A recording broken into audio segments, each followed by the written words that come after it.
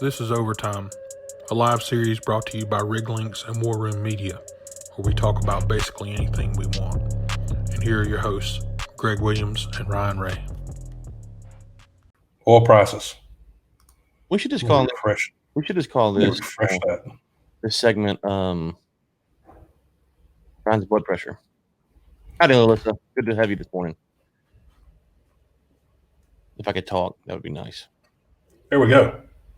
48.14 on the WTI and 51.36 on the Brent. Ryan, comments other than this big dip that we saw back there that went negative. What's the next? You know, it's interesting. So if you look at any metric that I can think of, it's like, okay, you know, we're inflated. I keep saying the same thing every week. Here's what I'm going to say. I'm just going to change the narrative because I've been wrong for like a month now. So I'm just going to change the narrative. And if I continue to be wrong, then I'll be right for my previous narrative. So that's the strategy. I'm going to say what I don't believe in hopes that my previous thing that I do believe will come true, because what I do believe is not happening. I think oil's going to hit 70 tomorrow. That's what I'm saying. That's my new prediction. Oil will hit 70 tomorrow. God damn. Imagine trying to convert 7 billion people, or how many car users there are, to 3 billion, whatever it is, to hydrogen power tomorrow. Well, it's not practical, right? There's going to be glitches. There's things that we haven't figured out, and you're playing people's lives, because if you have an explosion at the pump, obviously people die. So stuff like this is interesting. Maybe it's better for mass transit where the refueling is a little bit more confined, less people in the process, a little bit safer potentially. But you know, I don't know. That's just kind of I mean, what's interesting here is, you know, the byproduct of making hydrogen is oxygen, and the byproduct of burning it is water. But they're not saying actually what is in that water. You know, so this is the reason that there's so many problems with the nuclear power and everything else, is what it does to the water that comes off of it. So for cooling water. So I can imagine that this water, you can't just put it in a faucet and just have a sip of it, can you? Well, he's singing his praises, so if he drinks it, I'll consider it. He's drinking his own water that he burns off of his I'm saying if he does drink it, I'd consider it. I'll just stop and get a drink out of his tailpipe. So yeah, this one of two Toyota Miras.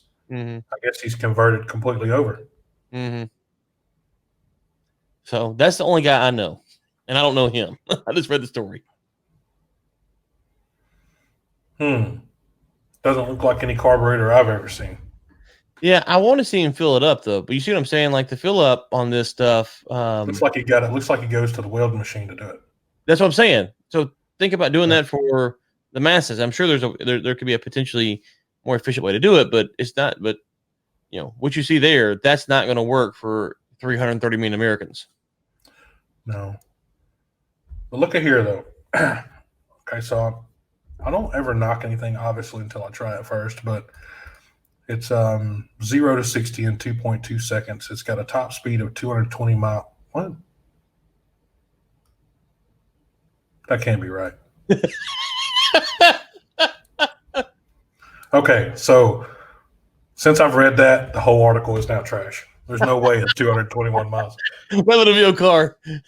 Yeah, done. The world is going wild, right?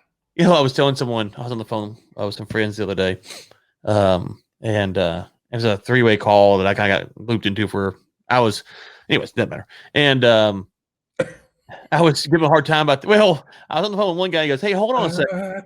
Yeah, right. He goes, hey, hold on a second. I said, okay.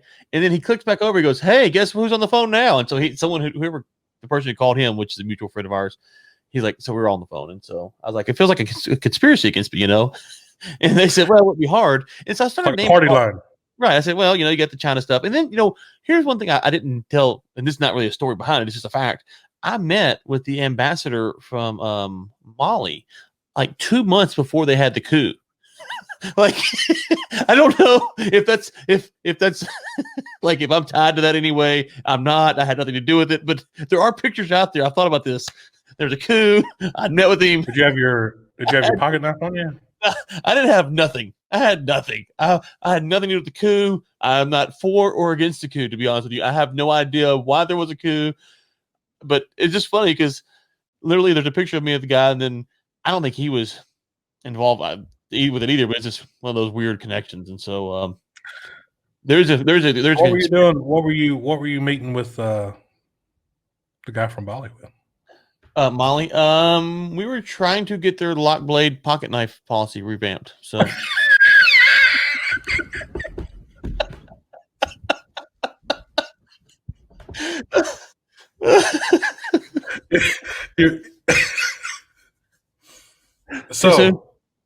no, it was good. No, it was good. I mean, I figured you were going to get them to turn over on the intern in Pete's office. So, did you see that guy up there at the impeachment yesterday? I also see where Swalwell is also on the impeachment.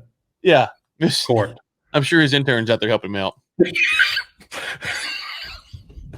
Mr. Porter has only been on seat 37 days. He was the general manager for the Mets for only. Okay, here we go, Greg. 37 days, man. Who will have lasted longer? The first person to land on Mars or Jared Porter as the Mets GM? Pick parlay here. Let's just say on these 5 fights, 1, 2, 3, 4, 5, right? 1, 2, 3, 4, 5. Yeah. So there's 5 up here. So where would you have landed out here? I would have picked Poirier. So you guys scroll up for me. I'd have picked Poirier. Hooker.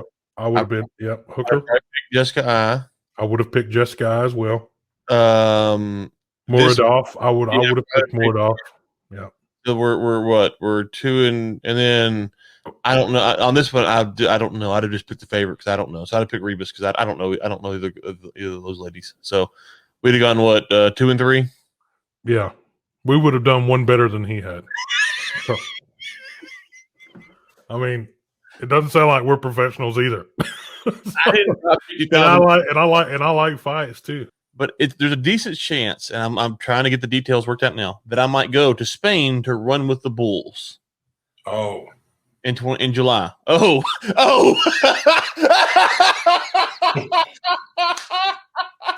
I mean, I'd like to keep you. I'd like to keep you as a co-host. But if we have a sponsor for the show, I will throw on as part of my running with the Bulls deal. I will let them. I'll throw on probably a shirt made or something. I'll let them be slapped onto that as well. Right? You'll be on the news like when my body's in the middle of the arena being thrown around by the bull. You know, your logo will be. I mean, I think that's a pretty good offer, right? Like you could be. That's why I said. Oh, that's next level. That's next level, Ryan. I hate you so much. Why do I do this show? You've been watching Overtime, a live series brought to you by Rig Lynx and War Room Media. Your hosts have been Greg Williams and Ryan Ray. For sponsorship opportunities, send us an email at info@riglinks.com. Tune in next Thursday at 10 a.m. CST for another live episode.